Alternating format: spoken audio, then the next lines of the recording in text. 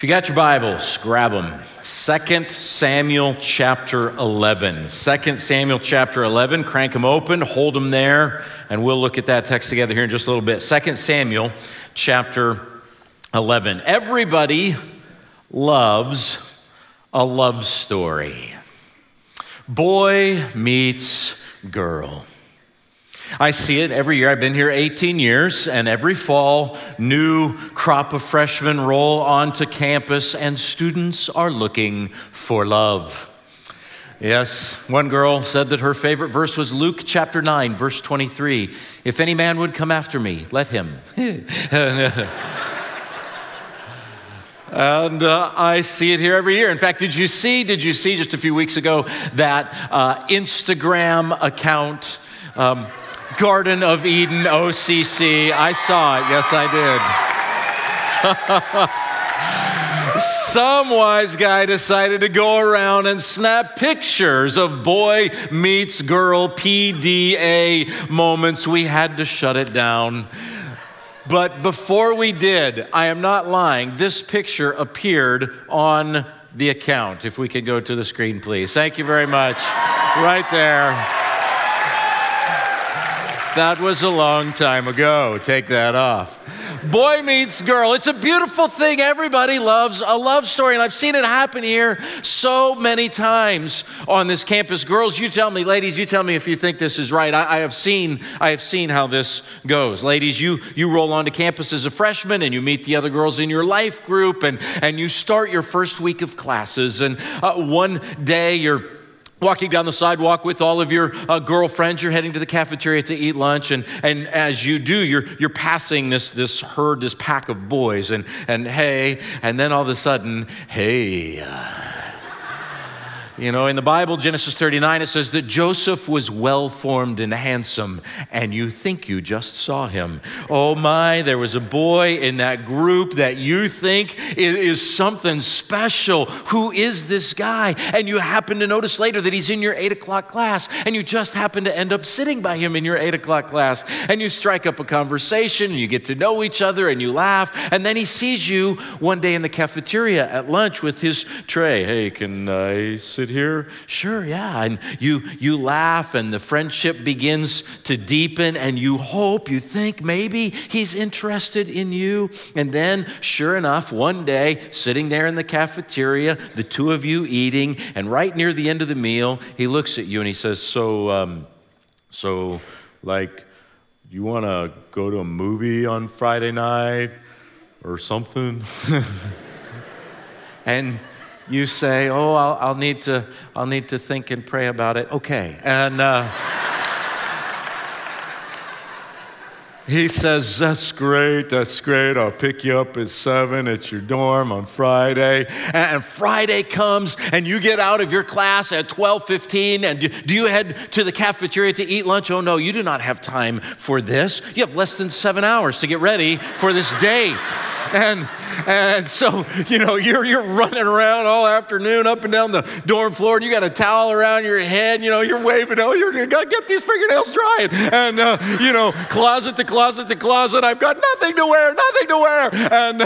And meanwhile, you know, old Joe he's in his room, and he's snoring, you understand, all right? He's taking a nap. His alarm clock is set for 6:55, and it goes off. He gets up, puts on a hat, good to go, you know. His favorite verse in the Bible, Matthew 6:25. Do not worry about what you should wear. And he's not worried. He comes into the lobby, and you see him all wrinkled and frumpled up, but you think, oh, how cute.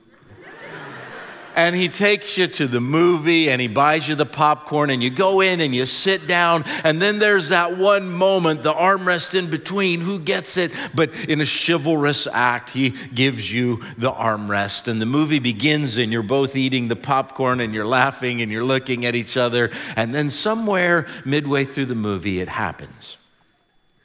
He makes his move. His hand rests on yours, on the armrest. He is holding your hand, and by holding your hand, I'm not just talking about holding your hand, I'm talking about interlocking fingers, baby, all right? Oh,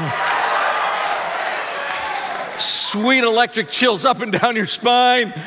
I mean, is anything better than that? At that moment, as you're holding hands, your heart is about to burst. Your face is smiling so much that it hurts. I mean, you know, the sun is shining and the birds are singing and the fish are biting and daddy's rich and mama's happy and all is well with the world. Are you following me here?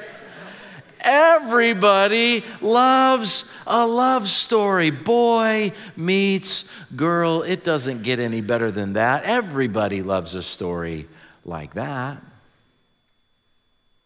Yeah, everybody does love a story like that, especially the enemy.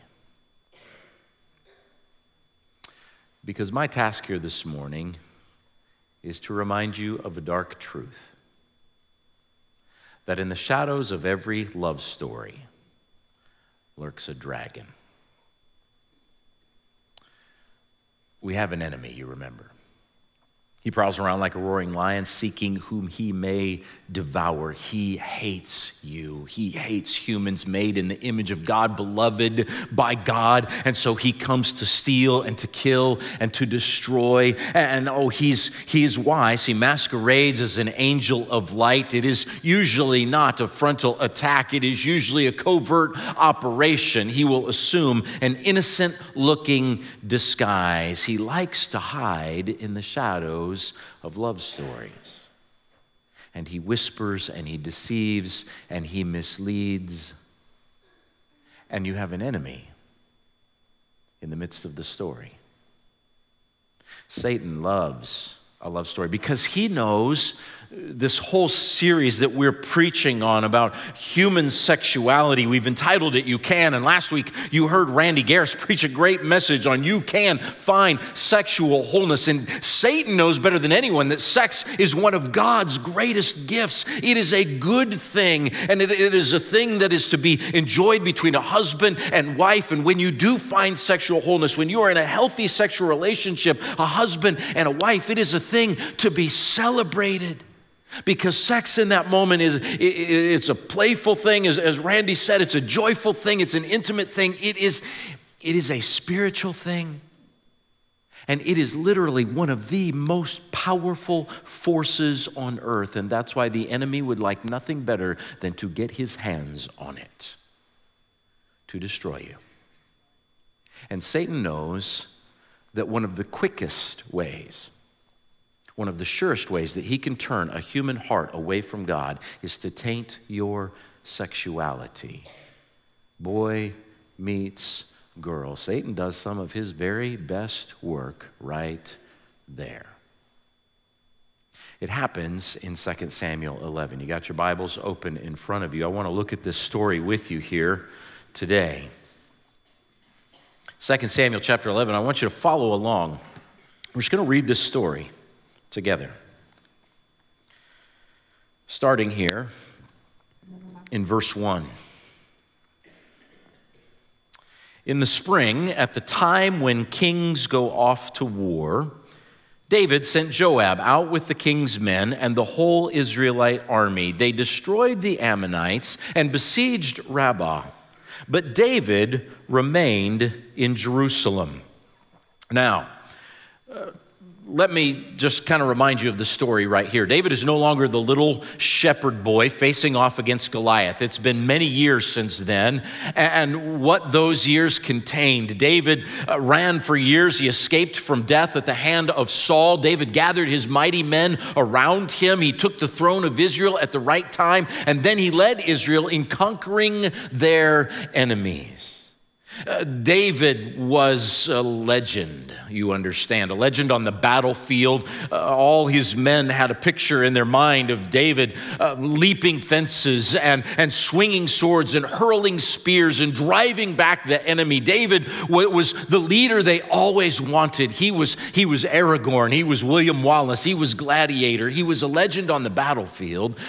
But David was also a man after God's own heart. He was a poet, and he was a singer and a songwriter, and he led the people of Israel in worship. He was like an ancient Chris Tomlin, Matt Redman, David Crowder. He was an amazing guy. And not just that, but he was he was a skilled politician. He was a nation builder, and he extended Israel's borders farther than they had ever been. And he established Jerusalem as the capital of Israel, the city of God. And he managed to bring back the Ark of the Covenant to Israel, to Jerusalem. And now Israel was feared, respected among the nations, and God was honored. And listen, David was like George Washington. He was like their Abraham Lincoln. Israel was in its golden age, and David was her hero. That's where we're at here in 2 Samuel chapter 11. But this is a dangerous moment.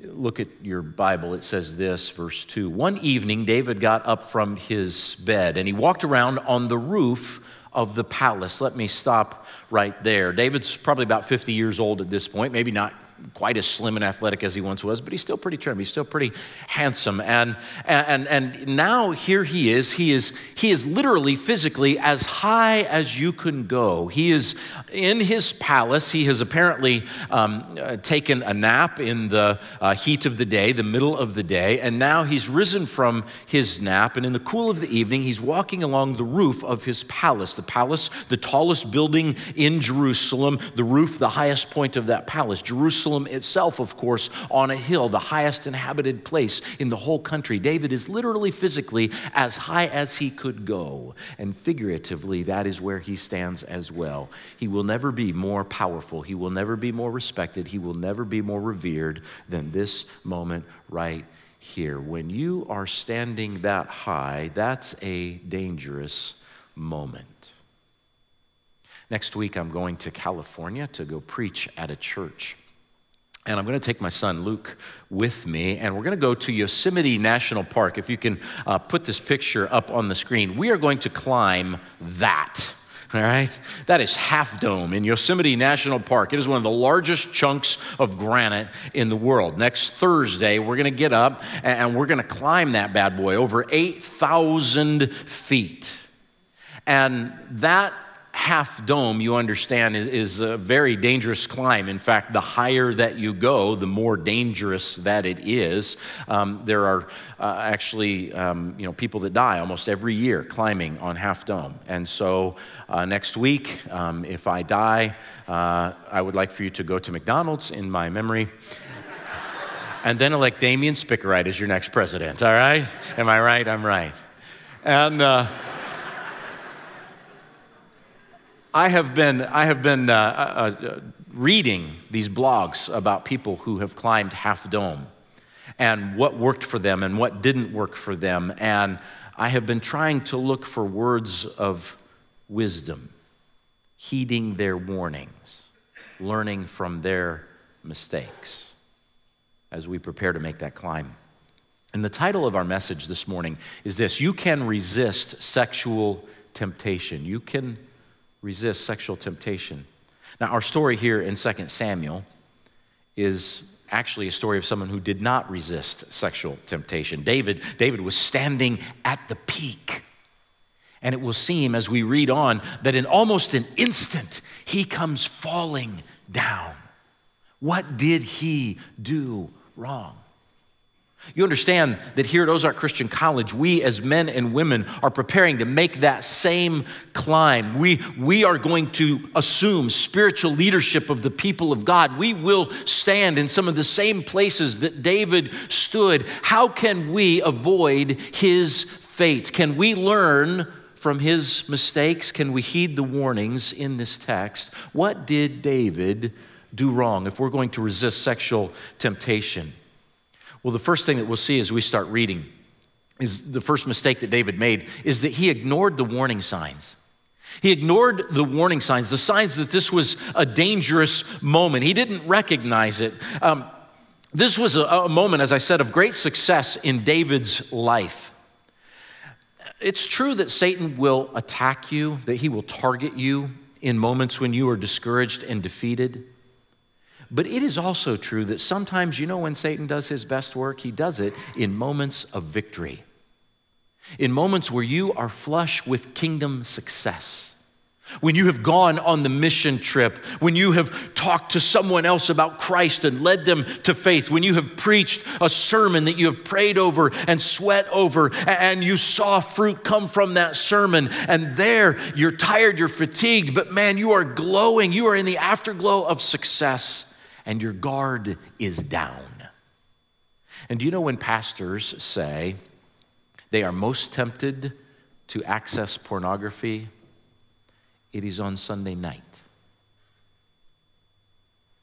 And it's often in that moment after victory, in that moment after success. This is a vulnerable moment for David, not just because it's a moment of success, but also because, quite frankly, he's bored. David is a man of action. David is used to having sword in hand and living on the bleeding edge. And now here he is, a warrior, taking naps in the afternoon. And when he gets up, he is restless and he's looking for some excitement. He wants an adrenaline rush, some escape from the boredom.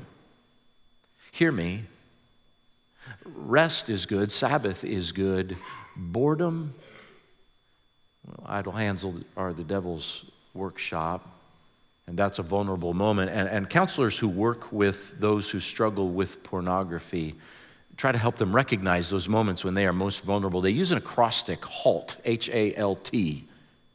And they say that when you are hungry or angry or lonely or tired, you are more vulnerable. I don't know if David is hungry or angry or tired, but I do think he is probably lonely here. He is alone because for whatever reason, he has decided to send his army out to the front to fight the battles. We just read that as kings go off to war in spring. And for some reason, David himself has decided to stay back in Jerusalem this time. I don't know why, but he has been used to living a life of fellowship, a life with a band of brothers, these mighty men who were his soulmates, and they encouraged each other, challenged each other. And now here he is back in Jerusalem alone without his sword brothers. Listen, if you are trying to resist sexual temptation, don't go it alone.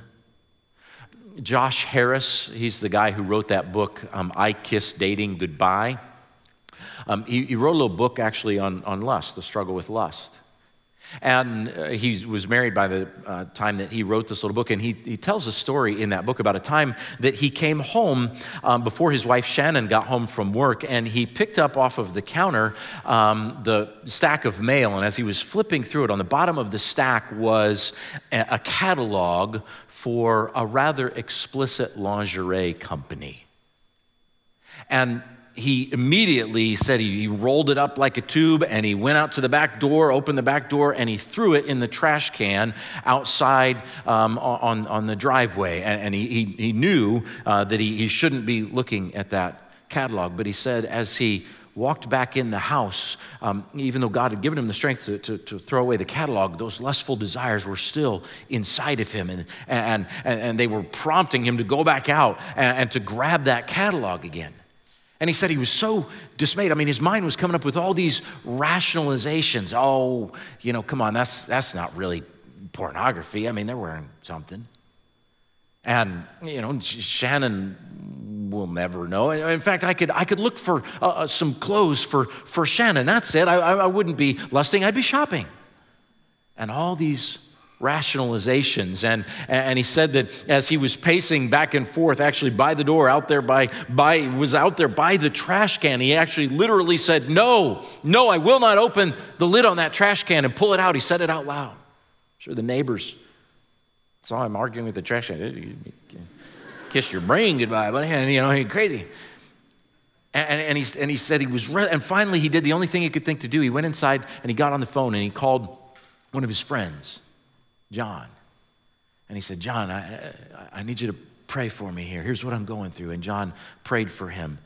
And Josh Harris says that with God's mercy and the encouragement of his friend John, that he did not go back out and open up that trash can. And the chapter that he tells that story, sometimes we think that, I can handle this and I'll be a lone spiritual hero here. I can resist the devil and stand against temptation on my own. But the chapter that Josh Harris tells that story, and the title of that chapter is this: Lone Rangers are Dead Rangers. And this is a dangerous moment for David because he's alone, and yet he ignores all the warning signs. There's another mistake that David makes as he's walking through here. Look at the text again. It says this. It says, from the roof, verse 2, from the roof he saw a woman bathing. The woman was very beautiful. And David sent someone out to find out about her. The man said, she is Bathsheba, the daughter of Eliam, and the wife of Uriah the Hittite. And here's David's second mistake. He lingered in the presence of temptation. He lingered in the presence of temptation. I don't know if it was like this when you were growing up. When I was growing up, whenever we would drop food on the floor, we had a thing called the 3-second rule. You know what I'm talking about? For those of you in Arkansas, you would have called this the 3-day rule. But in our family, the 3-second rule. When the food hit the floor, if you could snatch that food up quickly, if you could grab it before 3 seconds were over, then the food was still clean. What I'm telling you here this morning is this. When you are in the presence of temptation, consider this your 3-second rule. You have max 3 seconds to get out of there before your mind and heart become unclean. David should have known better. You know 2 Timothy chapter 2, verse 22, which says, flee the evil desires of youth. That word in the Greek, flee, literally means flee. This is not rocket science. It means run. It means go as fast as you can. It means get out of there. You remember the story, Genesis 39, Joseph, when he is, yes, young and handsome and well-formed, and he is in the house of Potiphar. He is a slave, and Mrs. Potiphar, middle-aged Mrs. Potiphar, takes a liking to this handsome Hebrew hunk of a guy, and she tries to seduce him. Cougar, this is nasty, all right? And she tries to call him to bed. And what does Joseph do in that moment? He doesn't say, oh, now, Mrs. Potiphar, you know we shouldn't do that, but, you know, tell me what's going on. Are you, Mr. Potiphar, having problems? Come on, sit here by me and I'll listen. We'll talk. No, Joseph doesn't do that. Joseph gets out of there as fast as he can. He does the Joseph jog. He sprints, he runs, he leaves as quickly as he can. I will not sin against Potiphar. I will not sin against God. You leave, you flee temptation. Do not leave a forwarding address. I heard a preacher one time say this. He said that in the presence of temptation, if you hesitate, you will contemplate. If you contemplate, you will negotiate. If you negotiate, you will participate. And if you participate, you will devastate.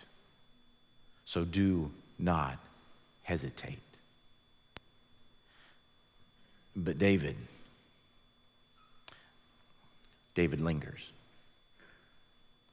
A glance becomes a stare, and a stare becomes a mental fantasy, and pretty soon he's doing the ancient equivalent of a Google search. Who is this woman? What else can I know about her? He lingered. And then look at this next mistake that he makes. It says this. Then David, verse 4, sent messengers to get her. He sent messengers to get her. Could I label this mistake? He made the small decisions that led to the big decisions. He sent messengers to get her. Now, you need to understand that Uriah the Hittite, her husband, that was one of David's best friends. He was one of the mighty men. He had been with David even when David was wandering in the wilderness, afraid for his life at the hands of Saul. Uriah had been with David all the way through, probably saved David's life. And at first, maybe this looks innocent. Oh, I'll bet Bathsheba's lonely. I can just encourage her while Uriah is away. Small decisions that lead to big decisions. Jim Collins he's a best-selling business author. And he writes in one of his books about business ethics, and he's talking about, this is in the wake of all of the scandals and the bankruptcies. You remember 2008, 2009, some of you remember those in the news. And how did all these business people go so wrong? And he says this, he says, these were people who were in the presence of an opportunity to behave differently. They got drawn into it one step after another. He says, if you had gone up to them 10 years ahead of time and said, hey, let's cook the books and get rich quick, they would have said no. They would have never done anything like that. He says, but that's rarely how most people get drawn into activities they later regret. He says, when you are at step A, it feels inconceivable to jump all the way to step Z, if step Z involves something that is a total breach of your values. But if you go from step A to step B, and then step B to step C, and then step C to step D, then someday you wake up and you discover that you are at step Y, and the move to step Z comes about much easier. And Uriah, Bathsheba's husband, one of David's best friends, I am confident that David did not wake up one day in the spring here and say, you know what I'd like to do? I'd like to steal my best friend's wife, sleep with her, and have him murdered to cover it up. David never thought that of himself. But he made little decision after little decision. I'll stay here in Jerusalem this time. I'll let them go fight the battle. I'll just take a nap this afternoon instead of working on those projects that I really needed to. Oh, I'll just look a while. I'm just window shopping. I'll just call her over and we'll talk. We're friends. And here we are, suddenly in our text, boy meets girl. But Satan has hijacked this story. It is not a love story. It is now a story of lust. And he will try to hijack your story. And he will try to get you to make those little small decisions that will lead you away from God. He's probably not going to just come and say, hey, why don't you sleep with your boyfriend today? Hey, why don't you get too addicted to pornography today? He won't say that. No, he'll say, hey, I heard this is a great movie. And so you watch a movie or you watch a TV show or you listen to a music that little by little opens up your soul to the lusts of this world. I have a friend who has made cardboard sleeves for every remote control in his house. And on those sleeves, he wrote this. It's a quote from John Piper. I will not be entertained by the sins that Jesus died for. And every time he picks up that remote, that's a small decision, but there's a lot at stake. And sometimes I hear Christians who have fallen sexually and they say, I don't know how this happened. I'll tell you how it happened, a little bit at a time. You cannot sow to the flesh every day and expect to reap holiness. And David here sows to the flesh and he does not reap holiness. Look at what it says. You got your Bibles open? It says this in verse 4, she came to him and he slept with her. And then she went back home.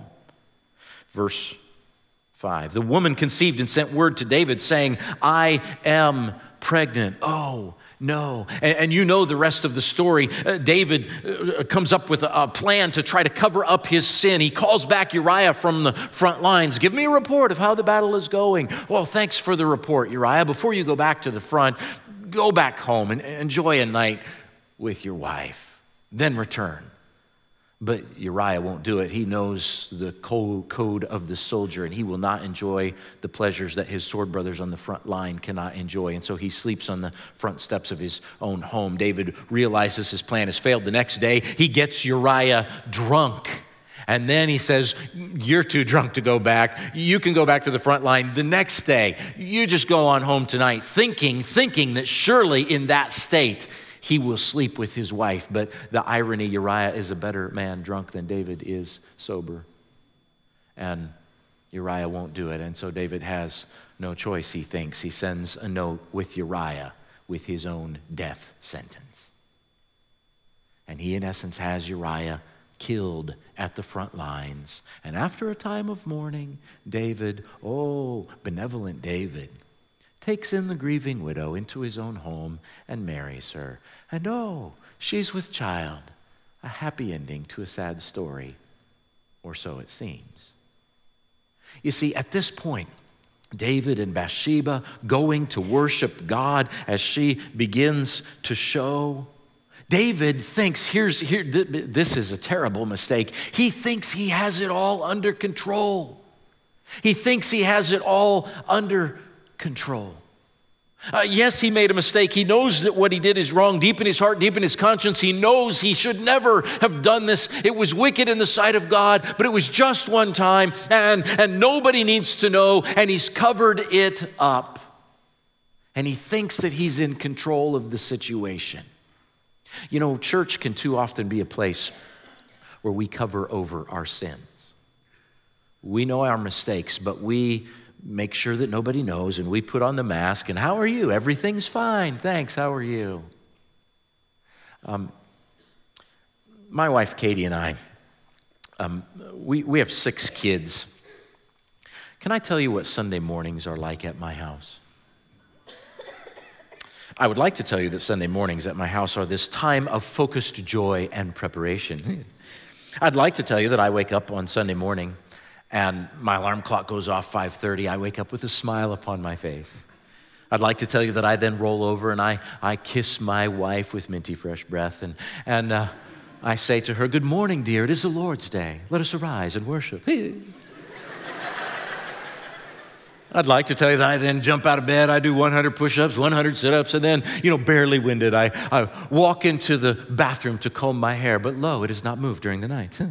And I'd like to tell you that I then walk into the closet, I put on my 3-piece suit, and I walk into the kitchen where my wife Katie and I squeeze oranges to make homemade orange juice as we recite memory verses to one another. And I'd like to be able to tell you that then my 6 children walk into the kitchen, ages 20, 18, 15, 12, 10, and 7, all having dressed themselves. And they say to us with smiles upon their faces, "Good morning, Mother. Good morning, Father. It is the Lord's day. Let us arise and worship."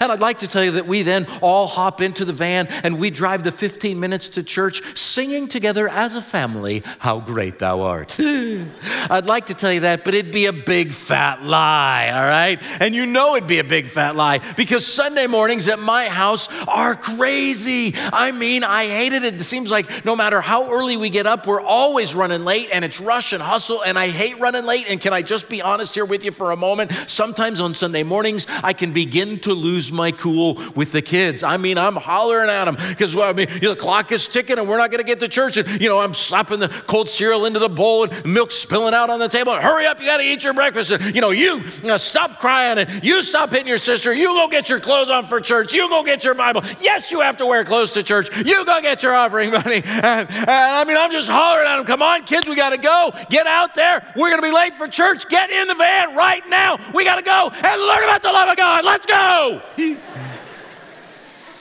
And we get in the van and oh man, I'm speeding. I'm driving 155 miles an hour to church.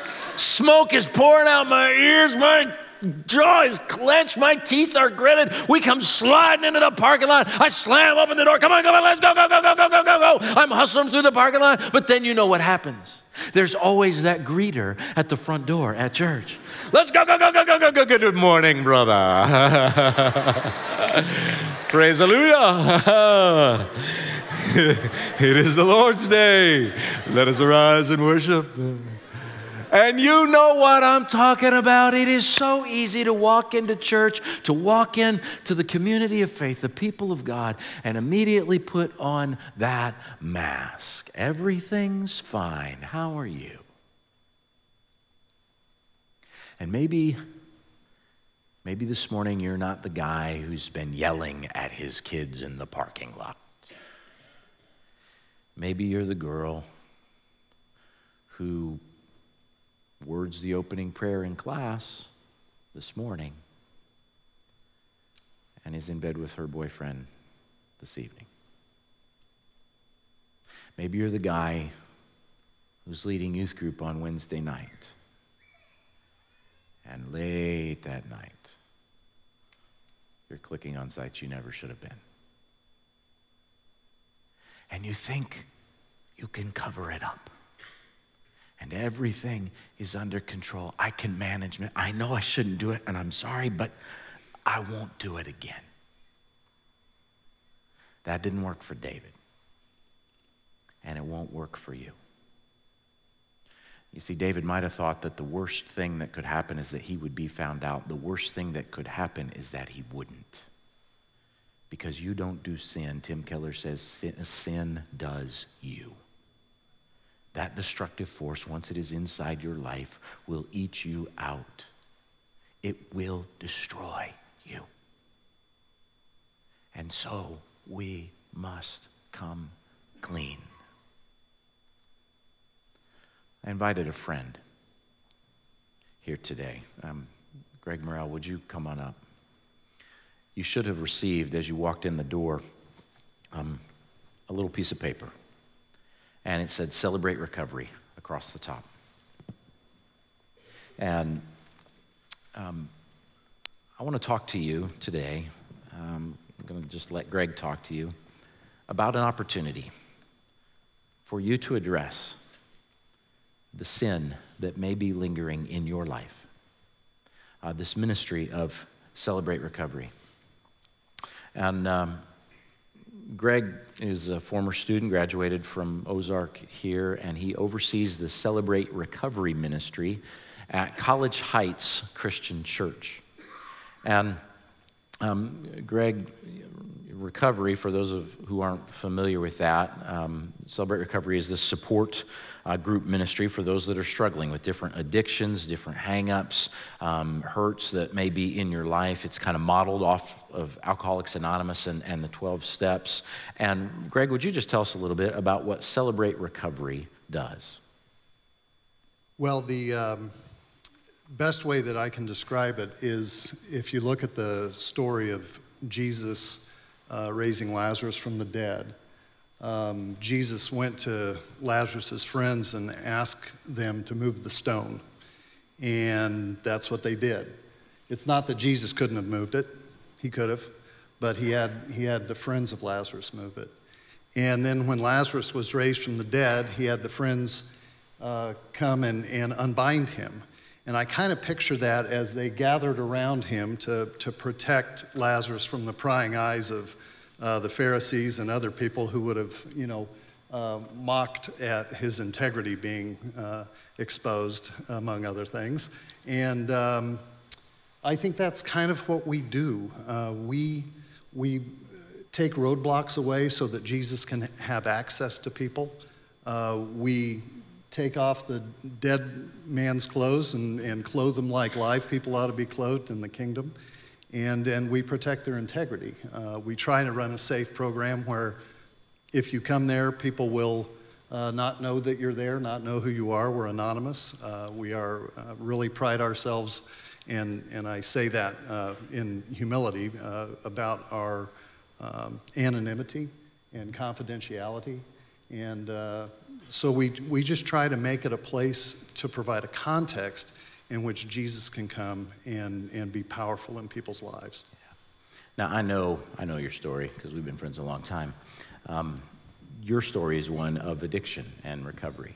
And so would you just real briefly tell them your story and how the Lord used a 12-step recovery group to bring freedom? Well, my story of addiction is one of multiple addictions. I layered them. Whenever my brain got into pain, it would find a way out. And generally, it would find a way out into some sort of default behavior. I found out about pornography at 14 years old. Some guy, I'm assuming it was a guy, threw away a collection of Playboys out in a field in a box.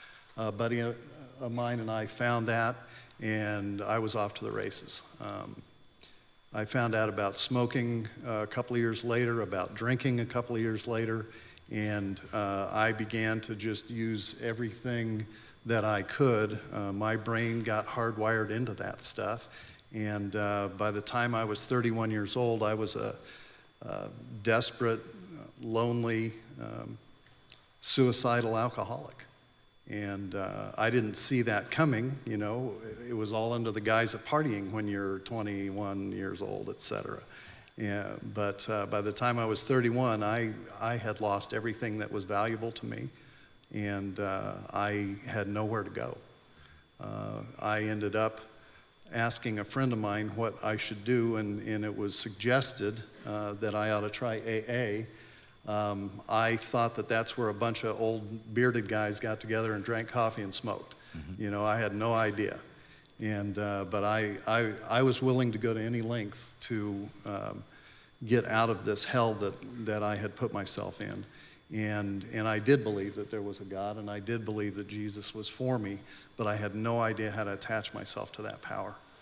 I no idea at all. And so I went to a meeting, decided it wasn't for me, went out and tried to control my behaviors again and couldn't.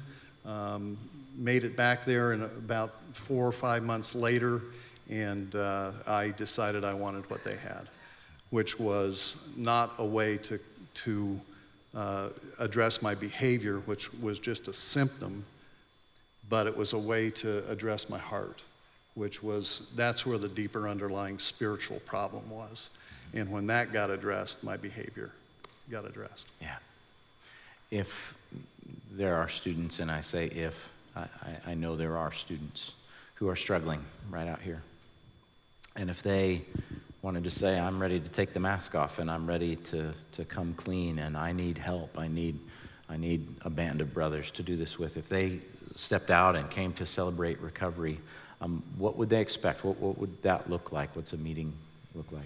Well, a typical meeting at College Heights on Thursday nights is you would come at 7 o'clock. We have a large group in which we worship for a little while, and then we either have a testimony, someone will get up and tell, what their life was like, how they got to the program, and what God is doing for them now. On every other week, we have a teaching and where we discuss the 12 steps. And really those 12 steps, I know that there is some resistance to that in the Christian community.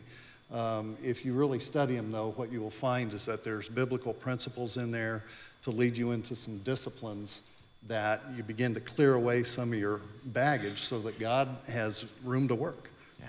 And then after the large group, we break up into small groups. They're gender specific. We use those times to just download what's going on in our lives. Usually our response to living is we got it covered. I'll take care of it. And that's where I think some of us get into trouble. But when we're with a group, when we're doing the one another thing, it's very powerful. And that's where I think his church really works. Yeah. Last question, if you were gonna just say something to a student that was wrestling with the decision whether or not to come to make that step, what would you say to them to get them to move across that line? Well, the first thing I would say is don't be afraid. Just don't be afraid. I realize that a lot of people grew up in churches that if you admitted that you were struggling with something, that you were an instant target. And that's not what the church is supposed to be about. In fact, we have a long way to go, I think, to change the face of what the church has become in many ways in addressing addiction. And I think that, the guy that goes home justified is the guy who goes home having been honest and with a clear conscience. So if you're struggling with something, don't be afraid to reach out to someone who can give you a hand. The other thing I'd say is, if you want to learn, maybe you don't struggle with something, but maybe you want to learn how to deal with people who are wrestling through stuff, come, and we'll teach you how to do that. Okay. Would you just tell Greg, thanks for coming?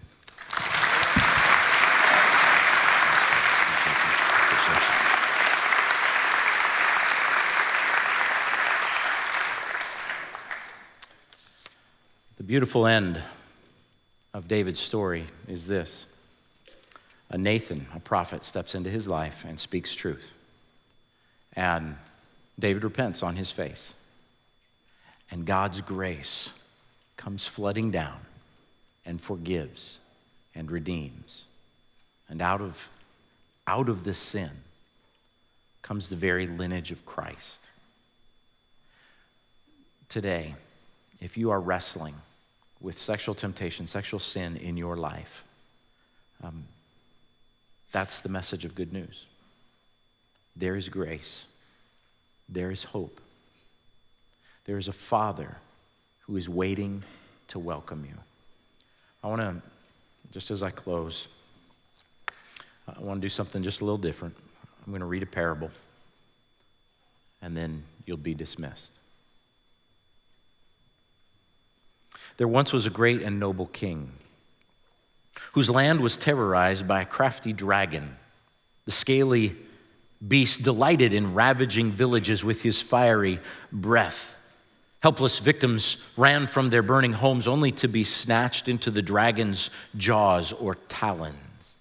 The king led his sons and knights in many valiant battles against the dragon, but the dragon continued to destroy. Riding alone one day in the forest, one of the king's sons heard his name whispered low and soft, and in the shadow of the trees lay the dragon. The creature's heavy-lidded eyes focused on the prince, and his reptilian mouth stretched into a friendly smile. "Don't be alarmed," said the dragon as gray wisps of smoke rose from his nostrils. "I am not what your father thinks." "What are you then?" asked the prince, slowly drawing his sword as he kept his fearful horse from bolting. "I am pleasure," said the dragon. "Ride on my back and you will experience more than you have ever imagined. Come now, I have no harmful intentions. I seek a friend, someone to share flights with me. Haven't you ever dreamed of flying, ever longed to soar in the clouds?" Visions of soaring high above the hills drew the prince hesitantly from his horse. The dragon unfurled one great wing to serve as a ramp to his rigid back, and between the spiny projections, the prince found a secure seat. Then the creature snapped his powerful wings and launched them into the sky, and the prince's apprehension melted into awe and exhilaration. From then on, he met the dragon often, but secretly, for how could he tell his father, his brothers, or the knights that he had befriended the enemy? The prince felt separate from them all. Their concerns were no longer his concerns. Even when he wasn't with the dragon, he spent less time with those that he loved and more time alone. And eventually the skin on the prince's legs became calloused from gripping the rigid back of the dragon, and his hands grew rough and hard. He began to wear gloves to hide them. With dread, he realized what would happen if he were to continue, and so he resolved then and there to return no more to the dragon. But after a few nights of resisting, he again sought out the dragon, tortured with desire. And so it transpired many times over. No matter what his determination, the prince eventually found himself pulled back as if by the cords of an invisible thread. Silently, patiently, the dragon always waited. One cold, moonless night, their excursion suddenly became a violent attack against a sleeping village, torching the thatched roofs with fiery blasts from his nostrils. The dragon roared with delight when terrified victims fled from their burning homes. The serpent unleashed again, and flames engulfed a crowd of screaming villagers. The prince closed his eyes tightly in an attempt to shut out the carnage. He retched at the sight and clung miserably to his spiny perch. In the pre-dawn hours, when the prince usually crept back from his flights with the dragon, the road outside his father's castle was usually empty, but not tonight. Terrified refugees streamed into the protective walls of the castle. The prince attempted to slip through the crowd to close himself in his chambers, but some of the survivors saw him and pointed towards him. "He was there!" one woman cried out. "I saw him on the back of the dragon." Others nodded their head in angry agreement. Horrified, the prince saw his father, the king. He was in the courtyard holding a bleeding child in his arms, and when the king looked up, his face mirrored the agony of his people as his eyes found the prince's. The palace guards apprehended him as if he were a common thief. The prince began to weep, brokenhearted at the pain that he had caused his father. He never wanted to see the dragon again. They brought the prince to the great hall where his father sat solemnly on the throne. The people on every side cried out against the prince, "Banish him!" He recognized the voice. It was one of his brothers. "Burn him alive!" other voices shouted. As the king rose from his throne, the crowd fell silent in expectation of a sentence of death. The prince, who could not bear to look into his father's eyes, stared at the stones on the floor. "Take off your gloves and your tunic," the king commanded. The prince obeyed slowly, dreading that everyone would see what he had become. He had hoped for a quick death without further humiliation, but sounds of revulsion rippled through the crowds at the sight suddenly of the prince's thick, scaled skin and the ridge that had begun to grow along his own spine. The king walked towards his son, and the prince steeled himself, fully expecting a backhanded blow, even though he had never been struck by his father. But instead, his father embraced him and wept as he held his son tightly. In shocked disbelief, the prince buried his face into his father's shoulder. "Do you wish to be freed from the dragon, my son?" the king asked. The prince answered in despair, "I have wished it many times, but there is no hope for me. Father, after what I have done, I am no longer worthy to be called your son. I am half beast," sobbed the prince. But the father replied, "My blood runs in your veins.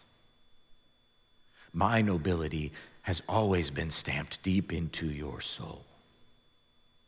And with his face still buried in his father's embrace, the prince heard the king instruct the crowd with these words, "The dragon is crafty.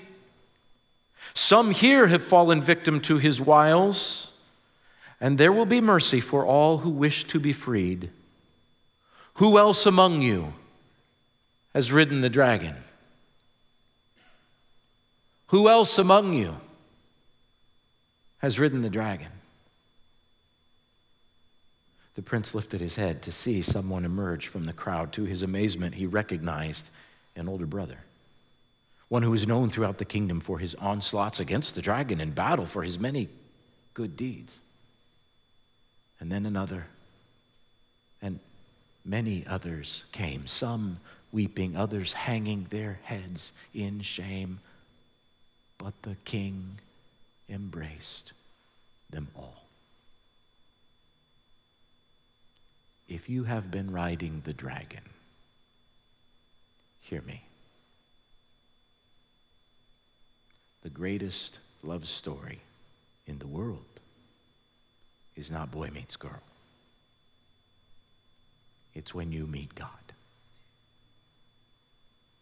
Come back. You're dismissed.